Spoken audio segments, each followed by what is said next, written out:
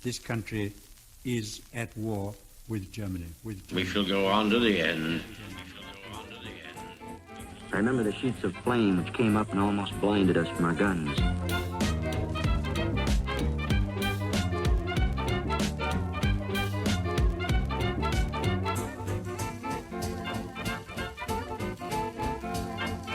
Hello and welcome to another episode of the World War II podcast. I'm Angus Wallace.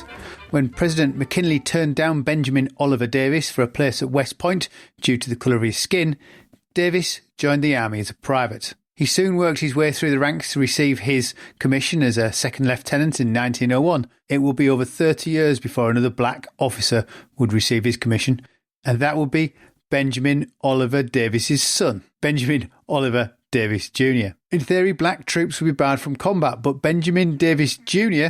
would lead the first black flying squadron, the Tuskegee Airmen, to success during the Second World War. For this episode, I'm joined by Doug Melville, a direct relative of Benjamin Oliver Davis Jr. and Sr. When George Lucas's film Red Tails, celebrating the Tuskegee Airmen, was released, Doug was shocked when he realised that Ben Jr.'s name had been omitted and replaced by the fictional Colonel A.J. Bullard. And Ben's father, Benjamin O. Davis Sr., America's first black general who helped integrate the military, was left out too. The film inspired him to rediscover his family's story, which spans 5 generations, and he's written Invisible Generals, Rediscovering Family Legacy, and a quest to honour America's first black generals. Doug, thanks for joining me. Now, we're going to look at the first and second black generals in the US Army, but their story starts with Lewis Patrick Henry Davis. So who's he? Yeah, so our family story really begins in the late 1800s. If you go back 5 generations with a gentleman named Lewis Davis. It was Lewis P.H. Davis was his technical, but Lewis Davis was born a servant and then actually grew up in the home of General Logan. And General Logan we're most familiar with Logan Airport in Boston, Logan Circle and Square in Chicago and D.C. Grew up in the home, became really a member of the family and really a part of the Logan family. And in fact, when Ulysses S. Grant was being inaugurated for the second time, in the presidential buggy was Ulysses S. Grant, Lewis Davis, and Ulysses S. Grant's son on his knee, because that was one of the opportunities he had, was occasionally babysit Ulysses S. Grant's son. So he would go in and out of the White House freely. He was part of the Logan family, and Logan's best friend was President Grant. So therefore, they connected there. And that was really the beginning of the family story, because these two men were able to give Lewis Davis that political capital, generational collateral, signatures, protection, oversight, kind of all the things that someone influential can do in your life at a time when blacks were really at a severe disadvantage, particularly in the Washington, D.C. area, but all across, America. And this family, the Logan family, really looked out for the Davis family. And that was really the beginning of how even the Invisible Generals, or America's Black Generals, came to be, because of the political collateral that was capitalized on by Lewis Davis. I find it absolutely fascinating, because it's almost sort of the American dream, sort of going up through the world in quite a small period of time, at a time when everything is against you, and it's happening in Washington. And I'm guessing that he's moving within a middle class, but is there 2 separate middle classes that are operating? Is there a sort of a black middle class and a white middle class, or do the two actually, are they segregated? Yeah, they were segregated. And in fact, when Lewis Davis got his first home, which became the centerpiece of many of the stories in Invisible Generals, because the home was the collateral, it was the asset, it was the place people could go, it was the good school district. So this home was really the center of everything. And the only reason the home was so secure is because when General Logan passed away, he wanted to ensure that Davis' home was protected. This is really an important part of the story, because it was a very unique situation that a black family at this time of the turn of the century, from the 18 and 1900s, had such a position in middle class, helped him get employment with the Department of the Interior, helped him with his home, help secure signatures and oversight for his family to continue what they wanted to do. So this was really key to the whole story. So it's Lewis's son, Ollie. Well, if we call him Ollie, we won't get his son confused. Otherwise, we'll have way too many Bens. Wants to enlist in the army, which I think is an interesting for somebody who's a member of the black middle class. He's not necessarily doing it because of, I guess, desperation for work. He's not poor looking for regular employment.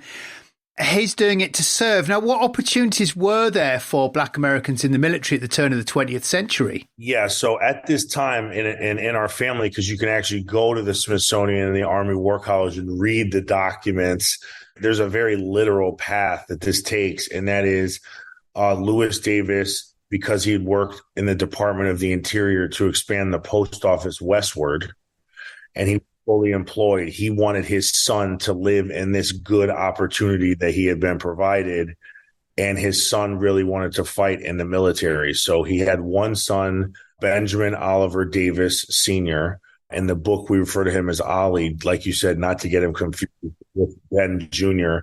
Ben Sr. or Ollie, as he's referred, it's the same person. He really wanted to fight for America. He didn't want to have a desk job and do this type of thing. So he enlisted in the volunteer army. The time lapsed. So that was when Lewis said, now I can get you a job. And then Ollie said, no, I have to fight for America.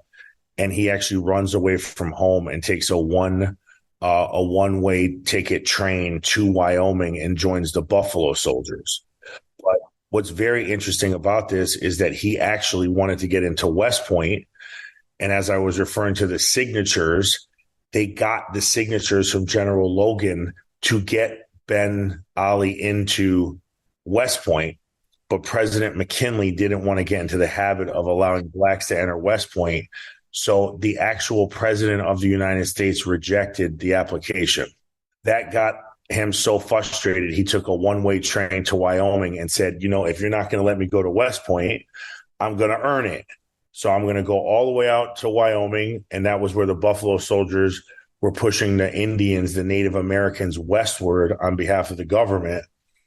And that was where he joined, and he became an A-list equestrian. He knew he needed to have a skill to improve, and he learned very quickly that being a master equestrian would be that way.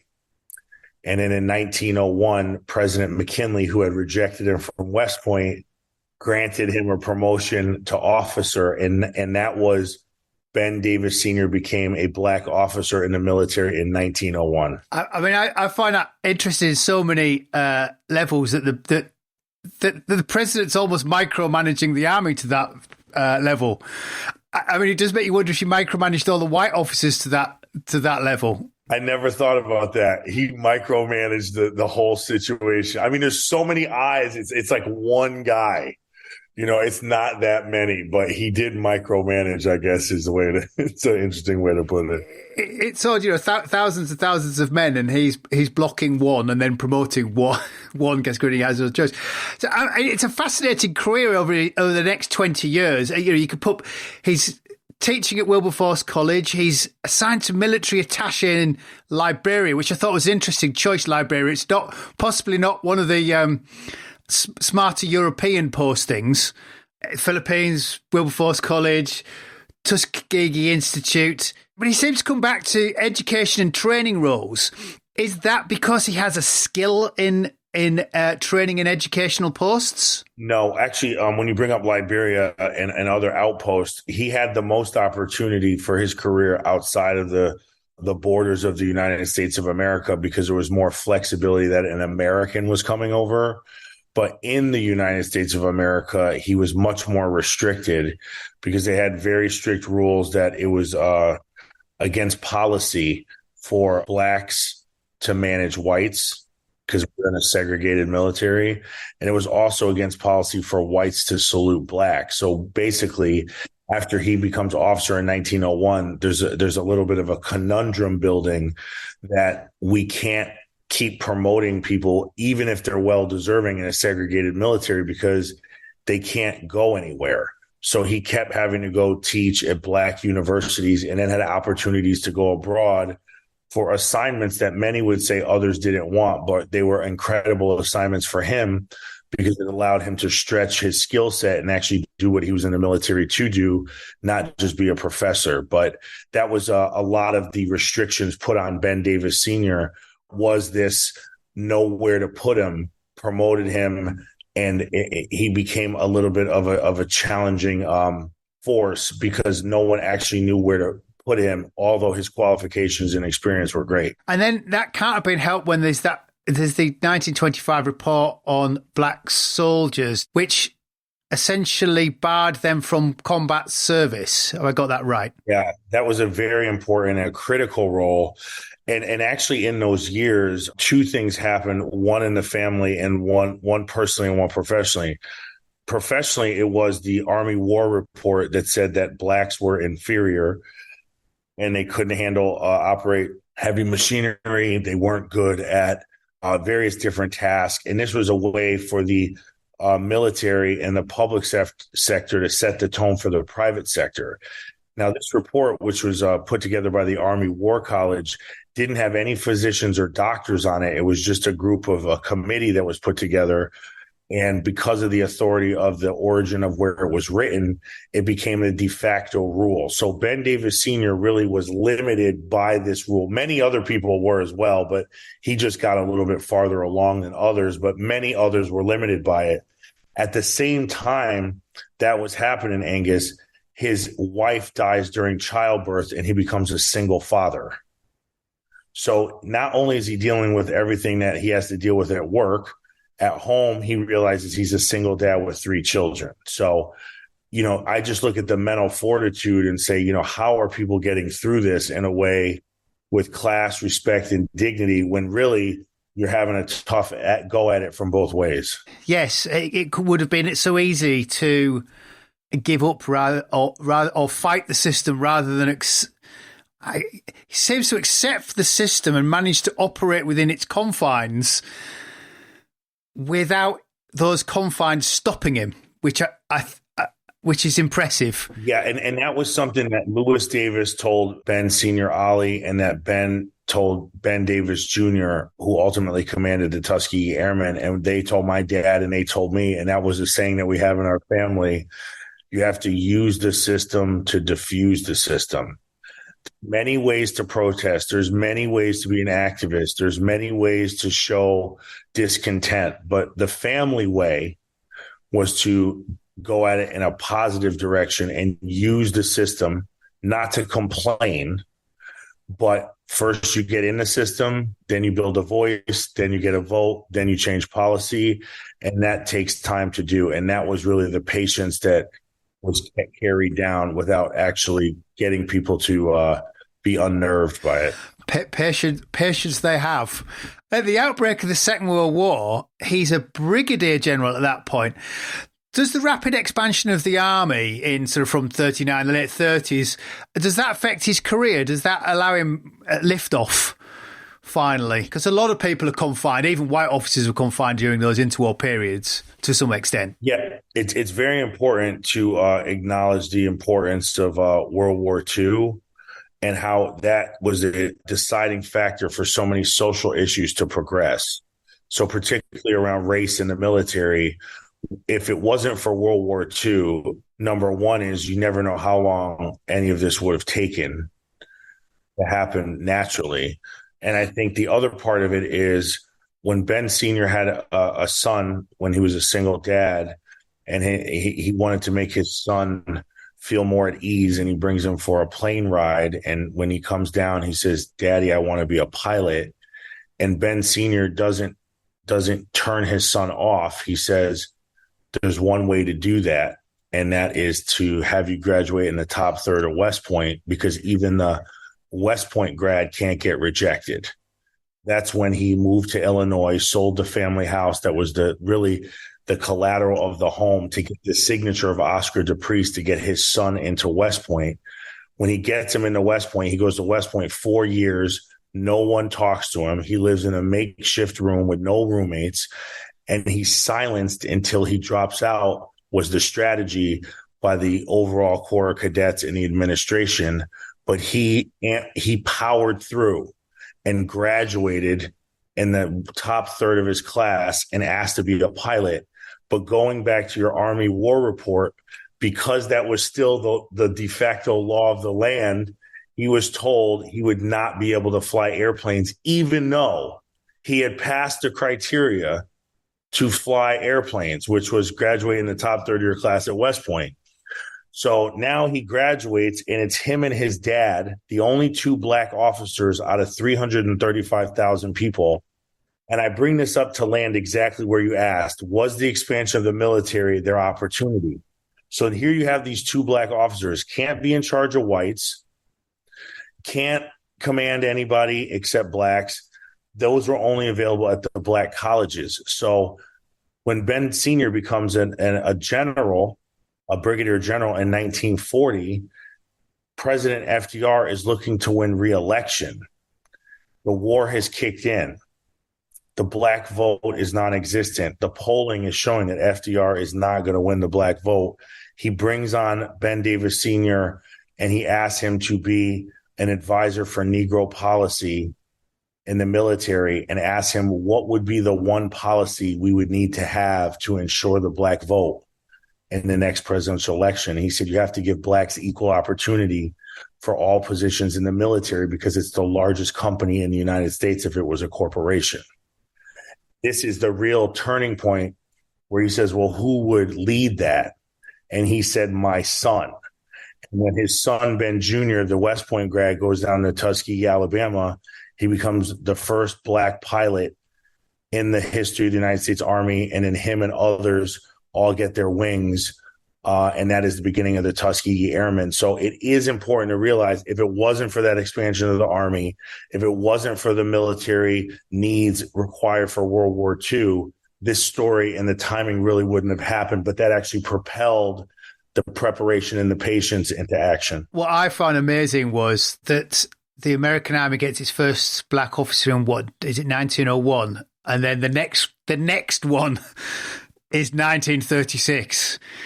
That's a very long game they played. Can you imagine 1901, and then you have to have a son, train him all the way through, and the next one is your son. I mean, this is as we say, you're playing the long game, but when that rupture of the Second World War starts, you have the opportunity to seize that and operate from within. Well, before we get to the Tuskegee Airmen, I was going to ask Ollie, what does he do during the Second World War? Because he can't.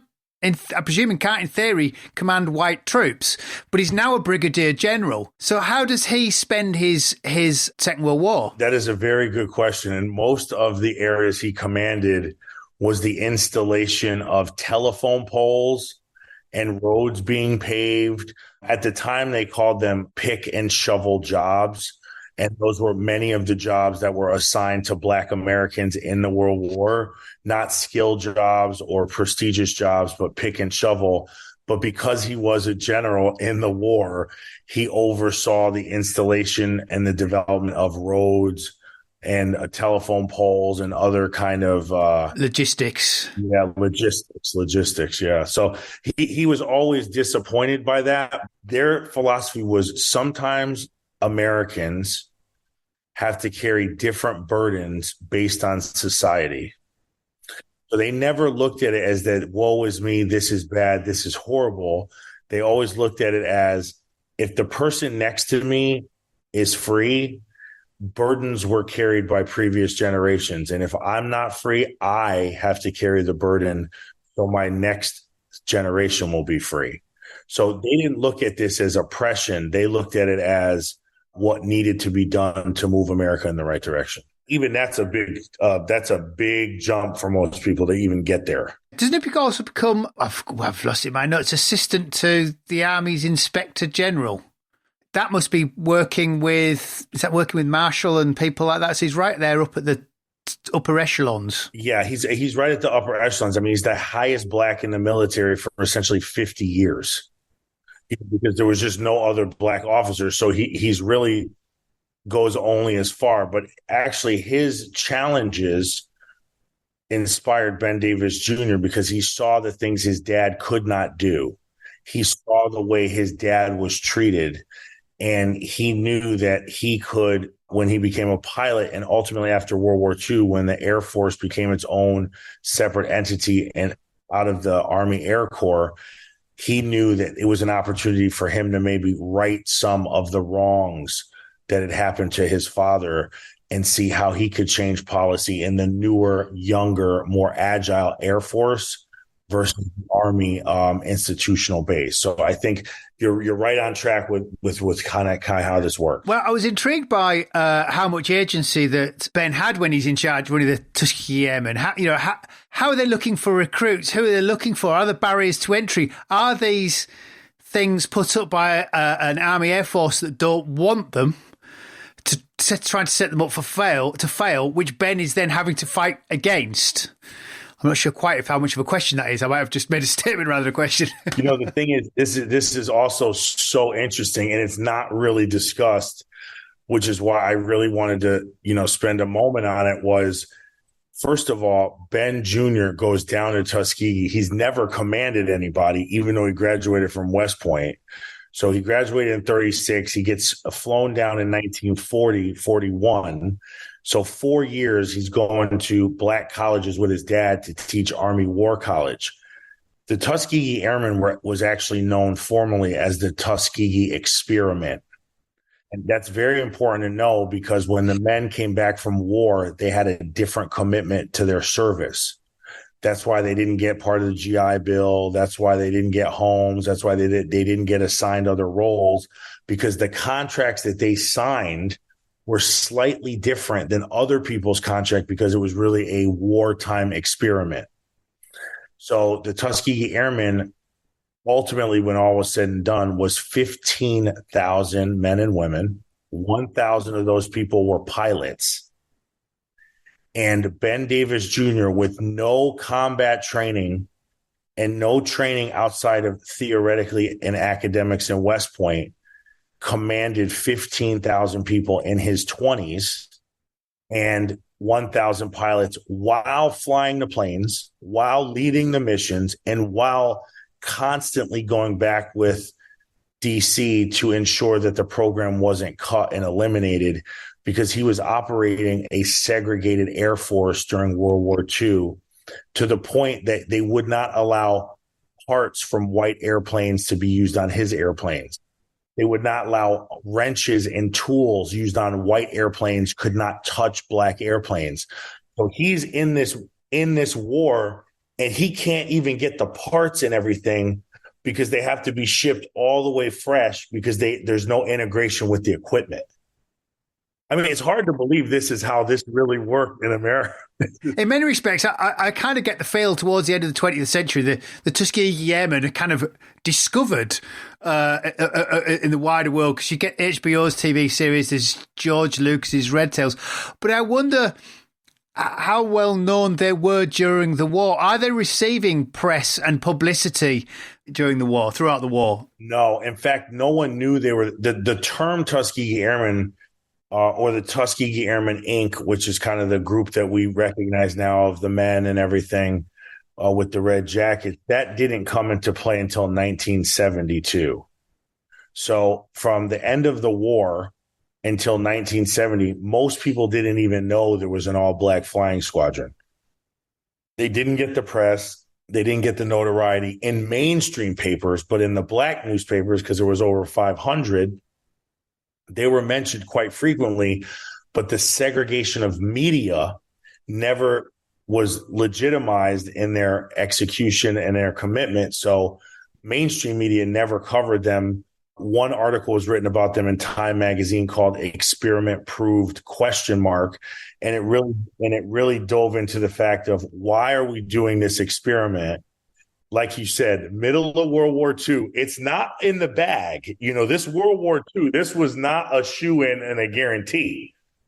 So why are we dealing with this integration issue in the middle of a war? And meanwhile, on the other side, the 15,000 black individuals of the Tuskegee Airmen are performing equal to, if not superior to, all other pilots and groups in the United States military at that time. So, this was an ongoing debate that Ben had to deal with. He also didn't want to lead too many sorties because if he got shot down, he felt the program would be shot down. And another thing that came up was the maps were segregated.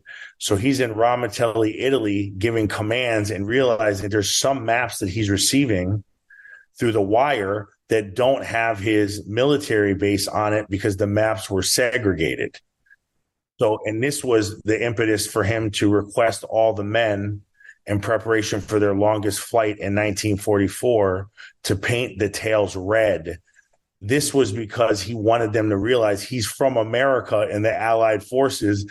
And without a very clear and visible moniker from the sky, there was an actual opportunity you would get bombed or taken out by your own team. So if these men, this unit was not well known at the time, presumably then after the war, these black Americans who'd served with the Tuskegee experiment can't capitalize on their success because a lot of the white aces do quite well out of the war, capitalizing on their success, writing books, selling their stories to films, getting employed because they're a name. So presumably these guys are just sort of unknown. Yeah, I think the sad, untold tragedy of it is the lack of opportunity the second the war ended. We actually, when I was writing this, did some research, and the first black commercial pilot in the United States of America that we could find was hired in 1964 for American Airlines. So these men got back in 1947. So they were 1,000 pilots. Think about this. You fought in battle, trained for years. Not one could get a job in aviation. So this is where there was a lot of families that ended up not being in a financially desirable position because there was no way any of them could work. And some, there was resentment by their families because they would come home and say, well, back in the war, I did this, I did that. And then you would come home and the only opportunity you could get was a job such as a car wash or, you know, a diner attendant or something of that nature. When your white colleagues and counterparts who had done the same work in the same planes in the same battles, like you said, were writing books, getting opportunities to fly for different companies, fly all over the world, advise aviation companies. So, I mean, it was a very stark difference. And that's something that I think is important when you talk about generational collateral. By cutting off those 1,000 pilots, that's 1,000 families whose, you know, family lineage changes just based on race, even though their work led to integration due to the performance. Well, I was going to say, after the war, the Army Air Corps separated off into its own service. How desegregated was that? Was Ben involved with, because he moves into the Army, he moves into the Air Force from the Army Air Force, doesn't he? Is that a watershed moment for desegregation? I think the conversation about integration in the military needs its proper space, because Ben Sr. was working with President Truman at the time after 50 years in the military to work on how they would integrate the United States military. And this was also to win the black vote. So, you know, I think a lot of the times their accomplishments mostly happen in October, November, because they're around election. Political opportunism. Yeah, and that was a real thing. And, that was something that I saw very frequently when I look back. So Ben Sr. works with Truman and really positions the importance of integration based on his lived experience, and then the inefficiency of segregation through Ben Jr.'s experience, and overall their performance and the background of their position had Truman believe that this was the right thing to do for him politically. But the nuance here was Truman asked Ben Davis Sr. to retire 6 days before he announced the integration. So his name, his work, the initial idea, as Ben Sr. shared, was that they were going to make the announcement together, because he had been in the military for 50 years and his son had been raised in the system and been successful. That was supposed to be a unity moment. But by forcing him to retire 6 days early, and you could actually go on YouTube and see his face, Ben Sr. is really shook, and you should see the look on his face, because he really wanted to announce the integration. He had worked 50 years for it. He had literally been the victim of this bill not passing. And then ultimately that's where that went for Senior. So he at that moment pretty much was taken out of the picture, but that inspired Ben Jr. to say, I want to make sure that I stand in front of this situation in the future. And that was where he also positioned for integration. But Ben Jr. was very realistic that no side wanted integration.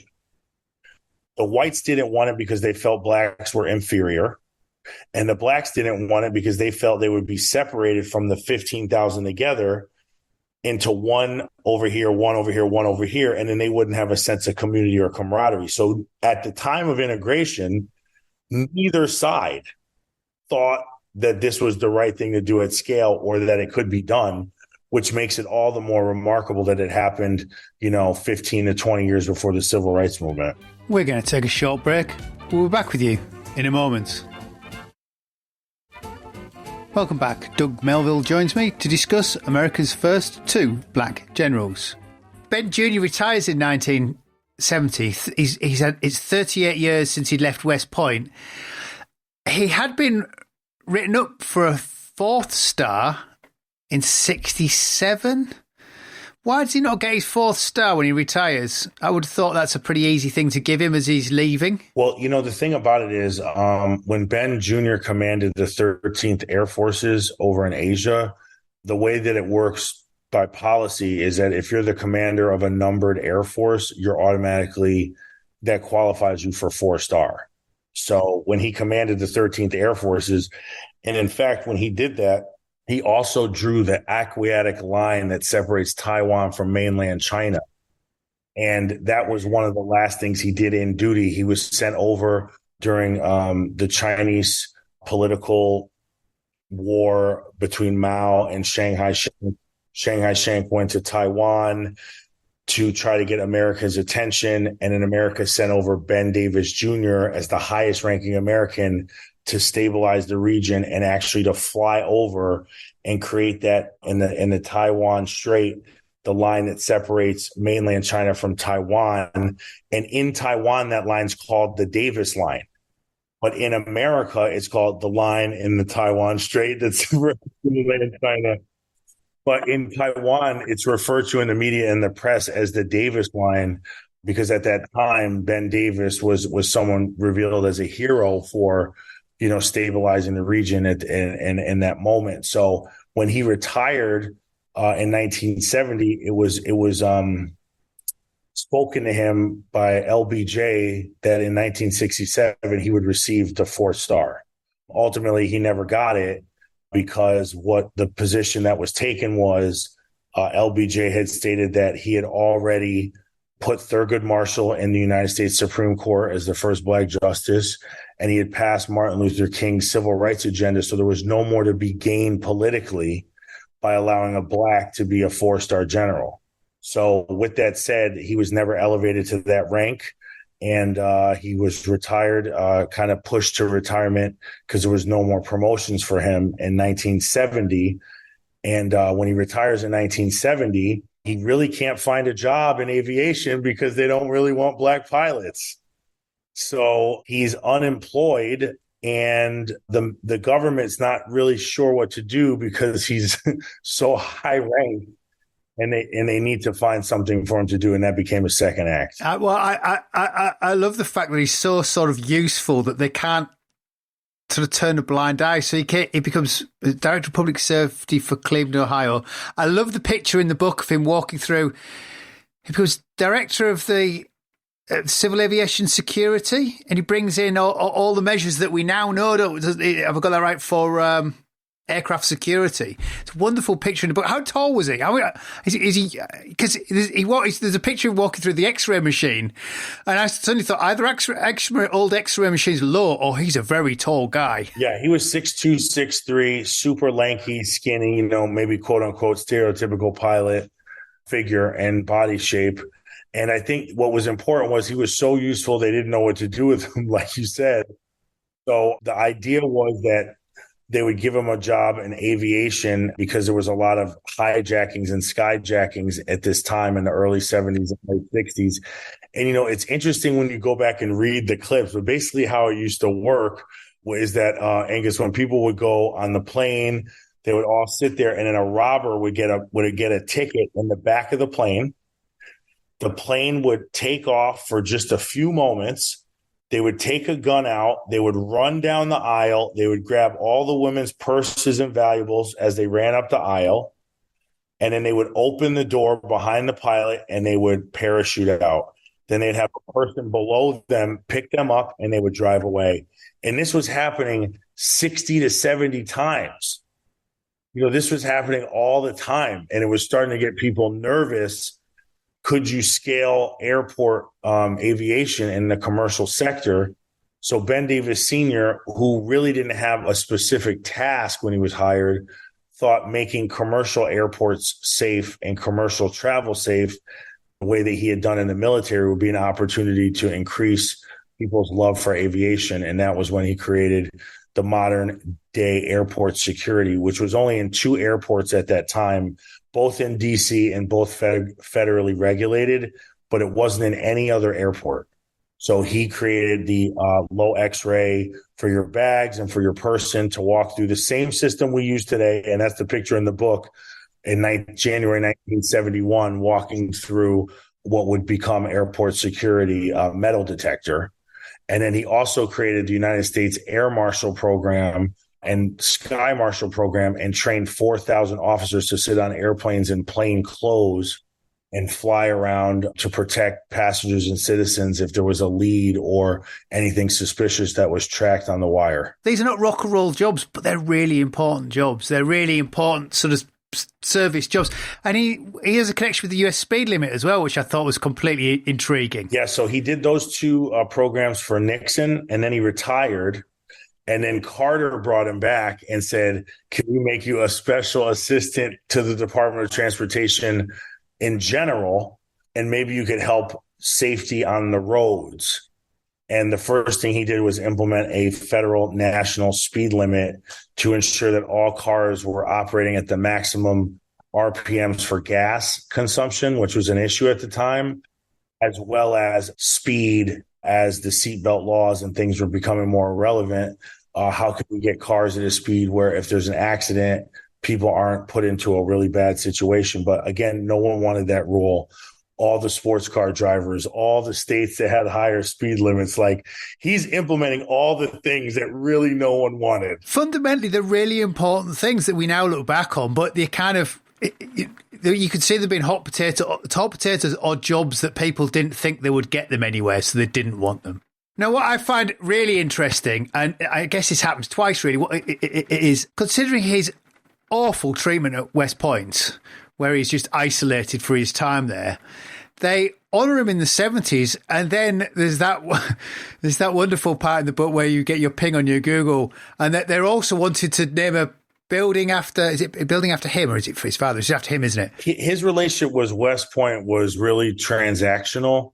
He was never negative because he needed it to get where he wanted to go, but he knew exactly what the relationship was. So he went back in 1986. They wanted to put a painting up of him that said, first Negro Air Force General. He asked to take the Negro off. And there was some back and forth with West Point saying, you don't appreciate the painting and things of that nature.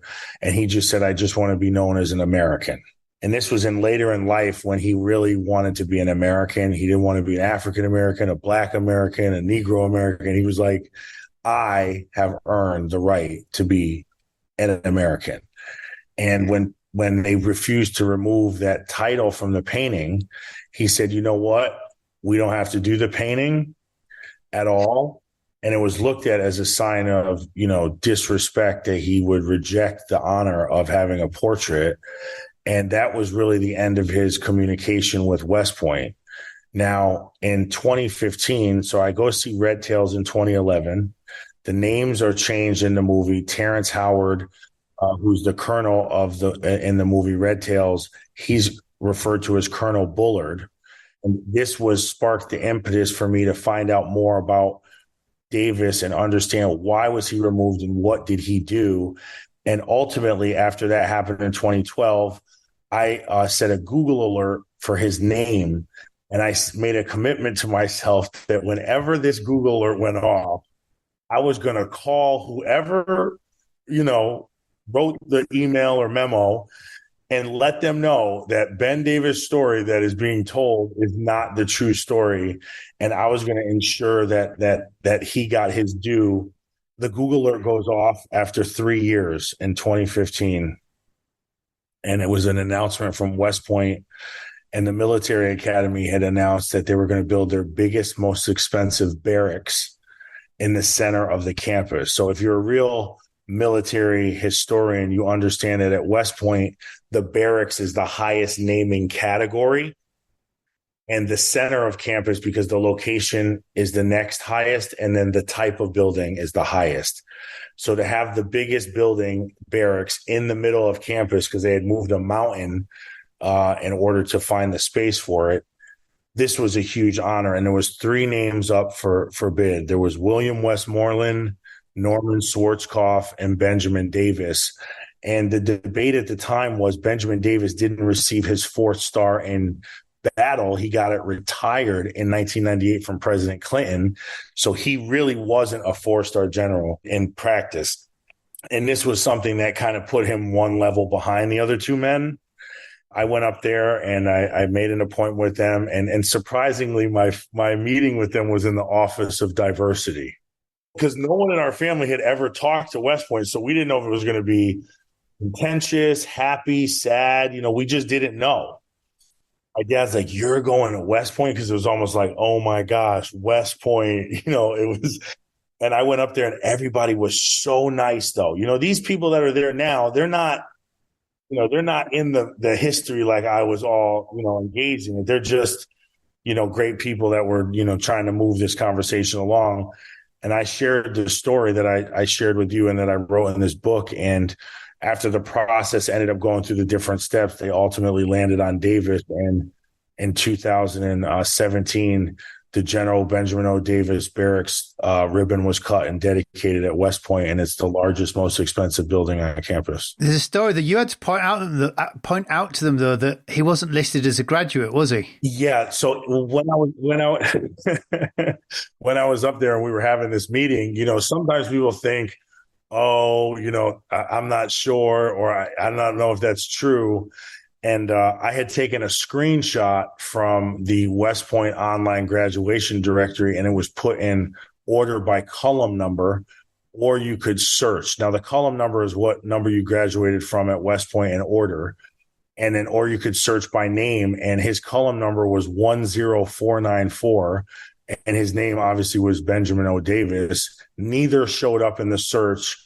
And when you had it do a list view, neither showed up. When I showed them that, they could not believe it, but it was true. I still have the screenshot.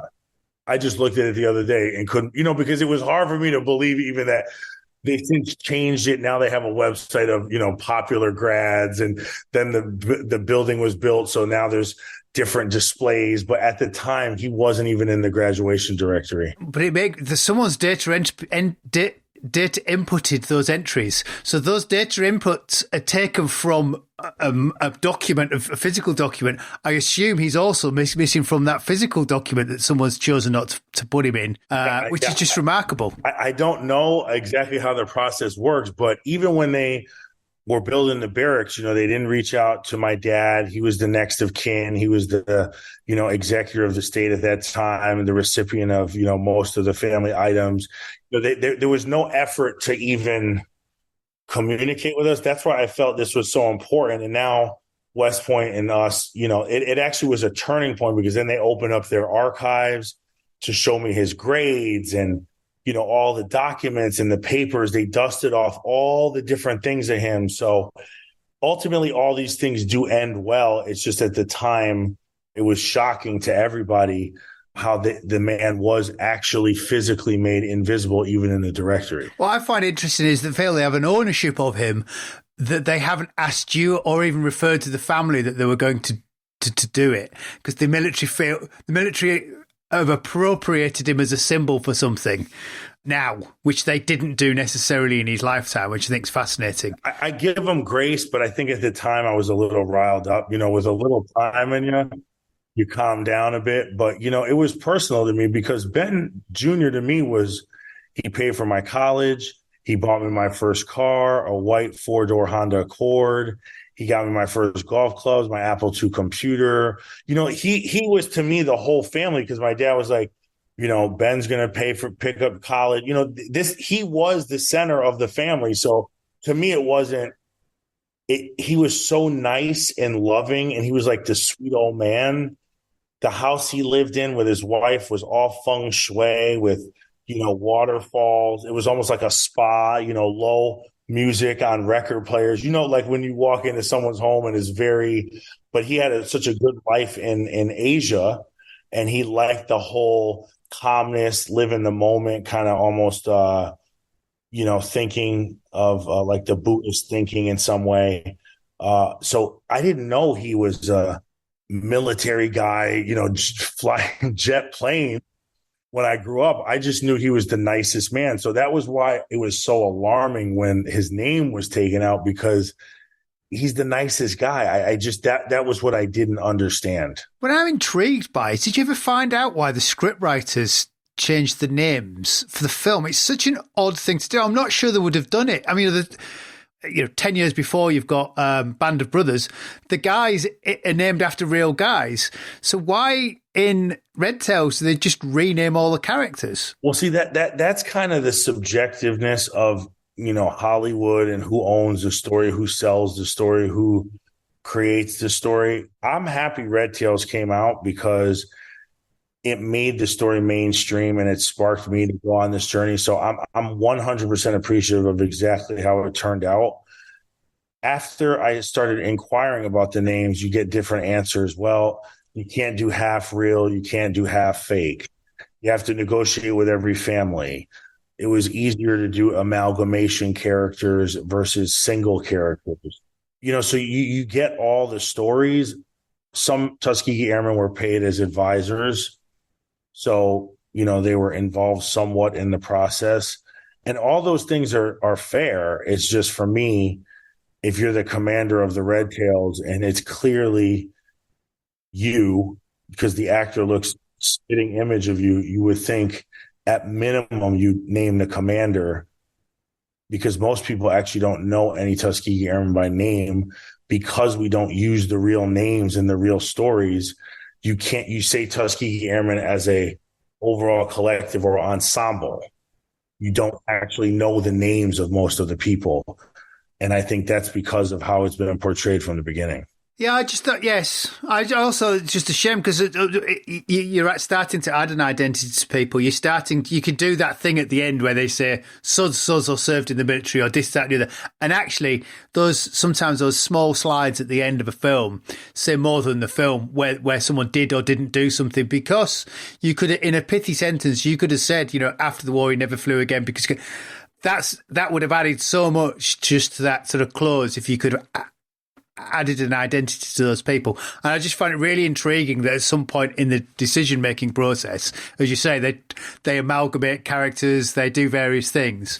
It doesn't greatly detract from the film. I just thought it was a really odd decision that was made at some point. And everybody else seemed pretty okay with it. It's not like there was other, I talked to different people, other airmen or different people, and, everybody in general was pretty gracious and happy that the movie was made, just to bring more awareness to the story. But I think, me coming from a different generation, I'm just coming from the perspective of, if you're going to honor men that didn't get paid their due, didn't get the retirement, didn't get, who just fought for their name and their freedom, and now they're in the twilight of their years, and there's a movie about their life story, and that movie's amalgamated, to me, that's an opportunity to compensate the families with recognition if you're not going to do it with money.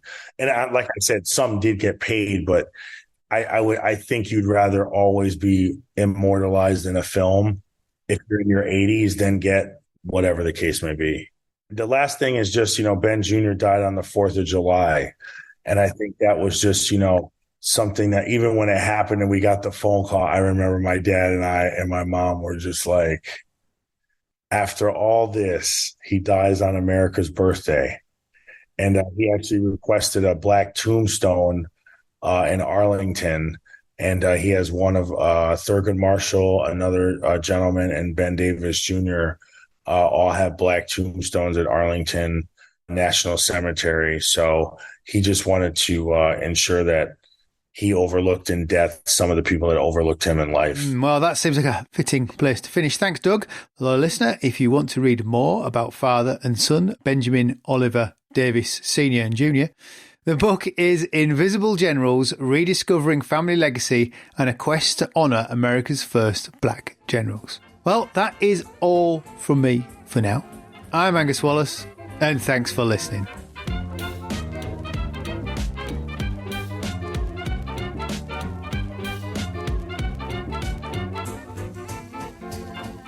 Jerry 88mm gun hit our town, blew us the hell out of it. Stalingrad can never be repaired. As Allied Commander-in-Chief, I have granted a military armistice